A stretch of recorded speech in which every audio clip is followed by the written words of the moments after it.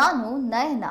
ರಾಷ್ಟ್ರಭಕ್ತರ ಬಳಗದ ವತಿಯಿಂದ ಪಕ್ಷೇತರ ಅಭ್ಯರ್ಥಿಯಾಗಿರುವ ಕೆಎಸ್ ಈಶ್ವರಪ್ಪನವರು ಜಿಲ್ಲಾ ಚುನಾವಣಾ ಅಧಿಕಾರಿಗೆ ದೂರು ನೀಡಿದ್ದಾರೆ.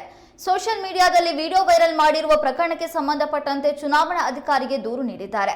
ಶಿವಮೊಗ್ಗ ಲೋಕಸಭಾ ಕ್ಷೇತ್ರದ ಸ್ವತಂತ್ರ ಅಭ್ಯರ್ಥಿಯಾದ ನನ್ನ ವಿರುದ್ಧ ಸಾಮಾಜಿಕ ಜಾಲತಾಣಗಳಲ್ಲಿ ಸುಳ್ಳು ವದಂತಿಯನ್ನ ಹಬ್ಬಿಸಿ ನಾನು ಚುನಾವಣಾ ಕಣದಿಂದ ಹಿಂದೆ ಸರಿದಿರುವುದಾಗಿ ಹಾಗೂ ನಾನು ಬಿಜೆಪಿ ಅಭ್ಯರ್ಥಿಯಾದ ಬಿವೈ ರಾಘವೇಂದ್ರ ಅವರನ್ನ ಬೆಂಬಲಿಸ್ತಾ ಇರೋದಾಗಿ ಅಪಪ್ರಚಾರದ ಸುದ್ದಿಗಳನ್ನ ವಿಡಿಯೋಗಳನ್ನ ಹರಿಬಿಡಲಾಗಿದೆ. ಸಾಮಾಜಿಕ ಜಾಲತಾಣಗಳಾದ ಫೇಸ್ಬುಕ್, ವಾಟ್ಸ್ಆಪ್ ಮೂಲಕ ಹರಿಬಿಟ್ಟು ಮತದಾರರಲ್ಲಿ ಗೊಂದಲವನ್ನ ಸೃಷ್ಟಿ ಮಾಡಲಾಗ್ತಾ ಇದೆ. ಈ ರೀತಿಯ ಕೆಲಸವು ಚುನಾವಣಾ ನೀತಿ ಸಂಹಿತೆಗೆ ವಿರುದ್ಧವಾಗಿದ್ದು, ಈ ವಿಷಯವಾಗಿ ನಾನು ಅಧಿಕೃತವಾಗಿ ತಮ್ಮಲ್ಲಿ ದೂರು ದಾಖಲಿಸ್ತಾ ಇದ್ದೇನೆ. ತಾವು ಈ ದೂರನ್ನ ಗಂಭೀರವಾಗಿ ಪರಿಗಣಿಸಬೇಕು ಅಂತ ಈಶ್ವರಪ್ಪನವರು ಡಿಸಿಗೆ ನೀಡಿದ ಮನವಿಯಲ್ಲಿ ಉಲ್ಲೇಖಿಸಿದ್ದಾರೆ. ಈ ಸುಳ್ಳು ವದಂತಿಯನ್ನ ಹುಟ್ಟುಹಾಕಿದವರ ಮೂಲವನ್ನ ತಾವು ಪರಿಶೀಲಿಸಿ ತಪ್ಪಿತಸ್ಥರಿಗೆ ಕಾನೂನು ರೀತಿಯ ಸೂಕ್ತ ಶಿಕ್ಷೆಯನ್ನ ನೀಡಬೇಕಾಗಿ ಆಗ್ರಹಿಸಿದ್ದಾರೆ. ಅಲ್ಲದೆ ಇದೇ ಮನವಿಯನ್ನ ಜಿಲ್ಲಾ ರಕ್ಷಣಾಧಿಕಾರಿಗಳಿಗೂ ದೂರು ನೀಡೋದಾಗಿ ಹೇಳಿದ್ದಾರೆ. ಪ್ರಜ್ವಲ್ ರೇವಣ್ಣನ ಪೆಂಡ್ರೈವ್ ಕೇಸನ್ನು ಸಿಬಿಐ ತನಿಖೆಗೆ ಒಪ್ಪಿಸುವಂತೆ ಇಲ್ಲ ನ್ಯಾಯಾಂಗ ತನಿಖೆ ನಡೆಸುವಂತೆ ಮಾಜಿ ಸಿಎಂ ಎಚ್.ಡಿ. ಕುಮಾರಸ್ವಾಮಿ ಒತ್ತಾಯಿಸಿದ್ದಾರೆ. ರಾಜ್ಯ ರಾಜಕಾರಣದಲ್ಲಿ ದೊಡ್ಡ ಮಟ್ಟದ ಸಂಚಲನ ಹುಟ್ಟಿಸಿರುವ ಹಾಸನ ಪೆಂಡ್ರೈವ್ ವಿಚಾರಕ್ಕೆ ಸಂಬಂಧಪಟ್ಟಂತೆ ಎಚ್.ಡಿ. ಕುಮಾರಸ್ವಾಮಿ ಪತ್ರಿಕಾಗೋಷ್ಠಿ ನಡೆಸಿದ್ರು. ಇಲ್ಲಿ ಸಾಕಷ್ಟು ಪ್ರಶ್ನೆಗಳನ್ನು ಅವರು ಎತ್ತಿದ್ರು. ಎಸ್ಐಟಿ ಅಧಿಕಾರಿಗಳು ಸಿಎಂ ಡಿಸಿಎಂ ಏಜೆಂಟ್ ಆಗಿ ಕೆಲಸ ಮಾಡ್ತಿದ್ದಾರೆ. ಡಿಕೆ ಶಿವಕುಮಾರ್ ಇಂಥ ವಿಚಾರದಲ್ಲಿ ನಿಸ್ಸೀಮರು. ದೇವೇಗೌಡರು ಮತ್ತು ತಾಯಿ ಆರೋಗ್ಯ ಹಿನ್ನೆಲೆಯಲ್ಲಿ ನಾನು ಮನೆಗೆ ಭೇಟಿ ಕೊಟ್ಟಿದ್ದೆ. ಆದರೆ ಎಚ್.ಡಿ.ಕೆ ರೇವಣ್ಣ ಕುಟುಂಬದ ಸಂಘಟಿತ ಪಾಪಕೃತ್ಯ ಎಂದು ಸಿಎಂ ಆರೋಪ ಮಾಡಿದ್ದಾರೆ. ಹೀಗಾದಾಗ ಈ ಪ್ರಕರಣದಲ್ಲಿ ನ್ಯಾಯ ಸಿಗಲು ಹೇಗೆ ಸಾಧ್ಯ ಎಂದು ಎಚ್.ಡಿ.ಕೆ ಪ್ರಶ್ನೆ ಎತ್ತಿದ್ದಾರೆ. ಶಿವಮೊಗ್ಗ ಜಿಲ್ಲೆಯ ಶಿಕಾರಿಪುರದಲ್ಲಿ ಮಾಜಿ ಸಿಎಂ ಬಿಎಸ್ ಯಡಿಯೂರಪ್ಪನವರು ಕುಟುಂಬ ಸದಸ್ಯರ ಜೊತೆ ಆಗಮಿಸಿ ತಮ್ಮ ಹಕ್ಕನ್ನು ಚಲಾವಣೆ ಮಾಡಿದ್ರು. ಈ ವೇಳೆ ಮಾತನಾಡಿದ ಅವರು ರಾಜ್ಯದಲ್ಲಿ 28 ಕ್ಷೇತ್ರಗಳಲ್ಲಿ ಗೆಲ್ಲುವ ವಿಶ್ವಾಸವನ್ನ ವ್ಯಕ್ತಪಡಿಸಿದ್ರು. ಈ ವೇಳೆ ಪುತ್ರರಾದ ಬಿವೈ ವಿಜೇಂದ್ರ ಮತ್ತು ಬಿವೈ ರಾಘವೇಂದ್ರ ಅವರಿಗೆ ಮತದಾನದಲ್ಲಿ ಸಾಥ್ ನೀಡಿದ್ರು. ಸುಡು ಬೇಸಿಗೆಯಿಂದ ತತ್ತರಿಸಿರುವ ರಾಜ್ಯಕ್ಕೆ ಮುಂಗಾರಿನ ಮುನ್ಸೂಚನೆ ತುಸು ನೆಮ್ಮದಿ ನೀಡುವಂತಿದೆ. ರಾಜ್ಯದಲ್ಲಿ ಈ ಬಾರಿ ಸಮೃದ್ಧ ನೈಋತ್ಯ ಮುಂಗಾರು ಬರುವ ಮುನ್ಸೂಚನೆ ದೊರೆತಿದೆ. ಇದು ಬರ ಇಲ್ಲದ ವರ್ಷವಾಗಲಿದ್ದು ರೈತರು ಅತ್ಯುತ್ತಮ ಬೆಳೆ ಬೆಳೆಯುವ ನಿರೀಕ್ಷೆಯಲ್ಲಿದ್ದಾರೆ. 2001 ರಿಂದ 2023 ರಾಜ್ಯ 16 ಬರ ವರ್ಷಗಳನ್ನು ಕಂಡಿದೆ. 123 ವರ್ಷಗಳಲ್ಲಿ 2023 ಅತ್ಯಂತ ಭೀಕರ ಬರ ಎದುರಾದ ವರ್ಷವಾಗಿದೆ. 2023ರಲ್ಲಿ ಅತ್ಯಂತ ಕಡಿಮೆ ಮಳೆಯಾಗಿದ್ದು 236 ತಾಲೂಕುಗಳ ಪೈಕಿ 223 ತಾಲೂಕುಗಳನ್ನ ಬರಪೀಡಿತ ತಾಲೂಕುಗಳು ಎಂದು ಘೋಷಿಸಲಾಗಿದೆ. ಇದರ ಜೊತೆಗೆ ಕರ್ನಾಟಕದ ಬಹುತೇಕ ಭಾಗಗಳು ಜನವರಿಯಿಂದ ಏಪ್ರಿಲ್ ವರೆಗೆ ಮಳೆಯನ್ನೇ ಕಂಡಿಲ್ಲ. ಆದ್ರೆ ಈಗ ಮೇ ತಿಂಗಳಲ್ಲಿ ರಾಜ್ಯದ ಕೆಲವೆಡೆ ಮಳೆಯಾಗಿದೆ. ಕರ್ನಾಟಕ ರಾಜ್ಯ ನೈಸರ್ಗಿಕ ವಿಕೋಪ ನಿರ್ವಹಣಾ ಕೇಂದ್ರದ ಮಾಜಿ ನಿರ್ದೇಶಕ ಶ್ರೀನಿವಾಸ್ ರೆಡ್ಡಿ ಮಾತನಾಡಿ, ಪ್ರಸಕ್ತ ಮುಂಗಾರಿನಲ್ಲಿ ಐಎಂಡಿ 106% ಹೆಚ್ಚು ಮಳೆಯಾಗುವ ಮುನ್ಸೂಚನೆ ನೀಡಿದೆ.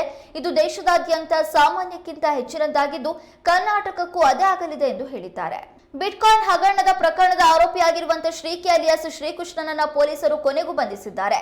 2017ರಲ್ಲಿ ತುಮಕೂರು ಪೊಲೀಸ್ ಠಾಣೆಯಲ್ಲಿ ದಾಖಲಾಗಿದ್ದ ಯೂನೋ ಕಾಯಿನ್ ಕಳವು ಪ್ರಕರಣದಲ್ಲಿ ಶ್ರೀಕಿಯನ್ನ ಸಿಐಡಿ ವಿಶೇಷ ತನಿಖಾ ಅಧಿಕಾರಿಗಳು ಬಂಧಿಸಿದ್ದಾರೆ. ಪ್ರಕರಣದ ಎಸ್ಐಟಿ ತನಿಖೆಗೆ ವರ್ಗಾವಣೆಯಾಗಿತ್ತು. 2015ರಲ್ಲಿ ಕೆಂಪೇಗೌಡ ನಗರ ಠಾಣೆಯಲ್ಲಿ ದಾಖಲಾಗಿದ್ದ ಡ್ರಗ್ಸ್ ಕೇಸ್ನಲ್ಲಿ ಶ್ರೀಕಿಯನ್ನ ಬಂಧಿಸಲಾಗಿತ್ತು. ಈ ಕೇಸ್ ತನಿಖೆ ವೇಳೆ ಬಿಟ್ಕಾಯಿನ್ ಪ್ರಕರಣ ಬೆಳಕಿಗೆ ಬಂದಿತ್ತು. 2020ರಲ್ಲಿ ಸುಮಾರು 1,000 ಕೋಟಿ ಹಗರಣದ ಬಿಟ್ಕಾಯಿನ್ ಕೇಸ್ನಲ್ಲಿ ಶ್ರೀಕಿಯ ಬಂಧನವಾಗಿತ್ತು. ಅಲ್ಲದೆ ಶ್ರೀಕಿ ಕಳೆದ 5-6 ವರ್ಷಗಳಿಂದ ವಿವಿಧ ಕ್ರಿಪ್ಟೋ ಕರೆನ್ಸಿ ಮಾರಾಟ ಪ್ಲಾಟ್ಫಾರ್ಮ್ಗಳನ್ನ ಹ್ಯಾಕ್ ಮಾಡಿ ಅವುಗಳಿಂದ ಸಾವಿರಾರು ಬಿಟ್ಕಾಯಿನ್ಗಳನ್ನ ಎಗರಿಸಿದ್ದ. ಅಲ್ಲದೆ ರಾಜ್ಯ ಸರ್ಕಾರದ ಈ ಸಂಗ್ರಹಣಾ ಪೋರ್ಟಲ್ ಜಾಲತಾಣವನ್ನು ಕೂಡ ಹ್ಯಾಕ್ ಮಾಡಿದ್ದ. ರಾಜ್ಯದ 2ನೇ ಹಂತದ ಮತದಾನ ಪ್ರಕ್ರಿಯೆ ಪೂರ್ಣಗೊಂಡಿದ್ದು ಶಾಂತಿ ಮತ್ತು ಸುವ್ಯವಸ್ಥೆಯಿಂದ ಮತದಾನ ನಡೆಯುವಂತೆ ಜಿಲ್ಲಾಡಳಿತ ಅಗತ್ಯ ಕ್ರಮಗಳನ್ನು ಕೈಗೊಂಡಿತ್ತು. ಆದರೂ ಕೆಲವೊಂದು ಕಡೆ ಗಲಾಟೆ ಗದ್ದಲಗಳು ನಡೆದಿವೆ. ಕಲಬುರಗಿಯಲ್ಲಿ ಕಾಂಗ್ರೆಸ್ಗೆ ಮತ ಹಾಕುವಂತೆ ಚುನಾವಣಾ ಅಧಿಕಾರಿಗಳೇ ಮತದಾರರ ಮೇಲೆ ಒತ್ತಡ ಹೇರಿದ್ದಾರೆ ಎಂಬ ಆರೋಪ ಕೇಳಿ ಬಂದಿದೆ. ನ್ಯೂ ರಾಘವೇಂದ್ರ ಕಾಲೋನಿಯ 181 ಬೂತ್ ಸಂಖ್ಯೆಯಲ್ಲಿ ಈ ಘಟನೆ ನಡೆದಿದೆ ಎಂದು ಬಿಜೆಪಿ ಅಭ್ಯರ್ಥಿ ಉಮೇಶ್ ಜಾಧವ್ ಆರೋಪಿಸಿದ್ದಾರೆ. ಆದರೆ ಚುನಾವಣಾಧಿಕಾರಿಗಳು ಈ ಆರೋಪವನ್ನು ಅಲ್ಲಗಳೆದಿರುವ ಘಟನೆ ವರದಿಯಾಗಿದೆ. ಇಂಡಿಯನ್ ಪ್ರೀಮಿಯರ್ ಲೀಗ್ನ 55ನೇ ಪಂದ್ಯದಲ್ಲಿ ಭರ್ಜರಿ ಸೆಂಚುರಿ ಸಿಡಿಸುವ ಮೂಲಕ ಸೂರ್ಯಕುಮಾರ್ ಯಾದವ್ ಹಲವು ದಾಖಲೆಗಳನ್ನು ಬರೆದಿದ್ದಾರೆ. ಸನ್ರೈಸರ್ಸ್ ಹೈದರಾಬಾದ್ ವಿರುದ್ಧದ ಶತಕದೊಂದಿಗೆ ಮುಂಬೈ ಇಂಡಿಯನ್ಸ್ ಪರ ಮಧ್ಯಮ ಕ್ರಮಾಂಕದಲ್ಲಿ ಕಣಕ್ಕಿಳಿದು ಅತಿ ಹೆಚ್ಚು ಸೆಂಚುರಿ ಸಿಡಿಸಿದ ದಾಖಲೆ ಸೂರ್ಯಕುಮಾರ್ ಯಾದವ್ ಪಾಲಾಗಿದೆ. ಟಿ20 ಕ್ರಿಕೆಟ್ನಲ್ಲಿ 4ನೇ ಕ್ರಮಾಂಕದಲ್ಲಿ ಕಣಕ್ಕಿಳಿದು ಅತಿ ಹೆಚ್ಚು ಶತಕ ಸಿಡಿಸಿದ ಭಾರತೀಯ ಬ್ಯಾಟರ್ ಎಂಬ ದಾಖಲೆ ಕೂಡ ಸೂರ್ಯಕುಮಾರ್ ಯಾದವ್ ಪಾಲಾಗಿದೆ. ಸೂರ್ಯಕುಮಾರ್ ಯಾದವ್ ಈವರೆಗೆ 4 ಶತಕ ಸಿಡಿಸಿ ಈ ದಾಖಲೆಯನ್ನು ನಿರ್ಮಿಸಿದ್ದಾರೆ. ಈ ಪಟ್ಟಿಯಲ್ಲಿ 5 ಶತಕ ಬಾರಿಸಿರುವ ಗ್ಲೇನ್ ಮ್ಯಾಕ್ಸ್ವೆಲ್ ಅಗ್ರಸ್ಥಾನದಲ್ಲಿದ್ದಾರೆ. ಲೋಕಸಭಾ ಚುನಾವಣೆಗೆ ರಾಜ್ಯದ 2ನೇ ಹಂತದ ಮತದಾನ ನಡೆದಿದೆ. ಉತ್ತರ ಕರ್ನಾಟಕದ 14 ಲೋಕಸಭಾ ಕ್ಷೇತ್ರಗಳಿಗೆ ಮತದಾನ ಇವತ್ತು ನಡೆಯಿತು. ಒಟ್ಟು 227 ಅಭ್ಯರ್ಥಿಗಳ ರಾಜಕೀಯ ಭವಿಷ್ಯ ಇಂದು ನಿರ್ಧಾರವಾಗಿದೆ.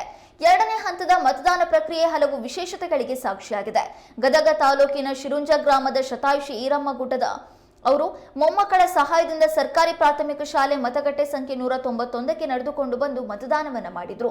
ಮತದಾನದ ಹಕ್ಕು ಚಲಾಯಿಸಿ ಯುವ ಜನಾಂಗಕ್ಕೆ ಮಾದರಿಯಾಗಿದ್ದಾರೆ. ಋತುರಾಜ್ ಗಾಯಕ್ವಾಡ್ ನಾಯಕತ್ವದ ಸಿಎಸ್ಕೆ ತನ್ನ ಮುಂದಿನ ಪಂದ್ಯವನ್ನ ಗುರುವಾರ ಗುಜರಾತ್ ಟೈಟನ್ಸ್ ವಿರುದ್ಧ ಆಡಲಿದೆ. ಆದರೆ ಇದಕ್ಕೂ ಮುನ್ನ ಚೆನ್ನೈಗೆ ದೊಡ್ಡ ಆಘಾತ ಉಂಟಾಗಿದೆ.